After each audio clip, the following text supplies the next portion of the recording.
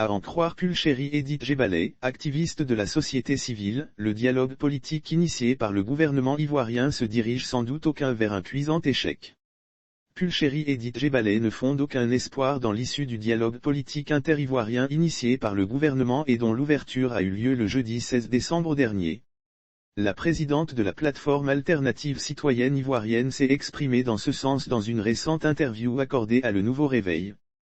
Pulchérie Geballet prédit l'échec du dialogue politique. Justifiant cette position, l'activiste de la société civile évoque un mode opératoire inquiétant et le manque de volonté du régime d'Abidjan à placer au centre de ses pourparlers la question de la réconciliation nationale. À travers la façon dont le gouvernement organise ce dialogue politique, nous en arrivons à la conclusion que le gouvernement, lui-même, ne sait pas réellement ce que c'est que la réconciliation et ce qu'elle devrait impliquer, a-t-elle indiqué. Non seulement ce dialogue n'est pas inclusif mais malheureusement, le mode opératoire est inquiétant pour elle. Ce dialogue-là devrait être le lieu de jeter les bases de la vraie réconciliation, en le rendant inclusif. C'est-à-dire inviter tous ceux qui comptent dans ce pays pour apporter leur contribution.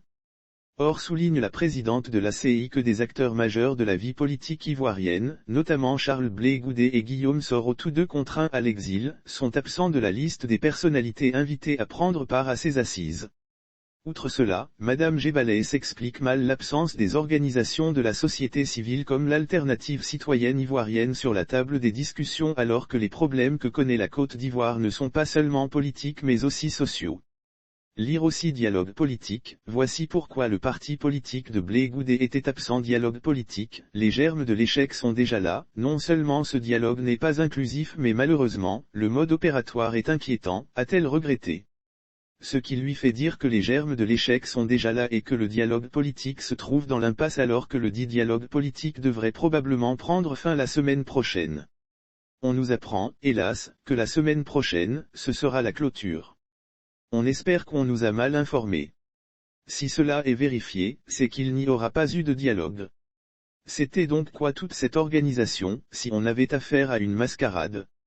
Si le dialogue n'a pas eu lieu, sur quelle base on va formuler les résolutions, a déploré Pulchérie Geballet.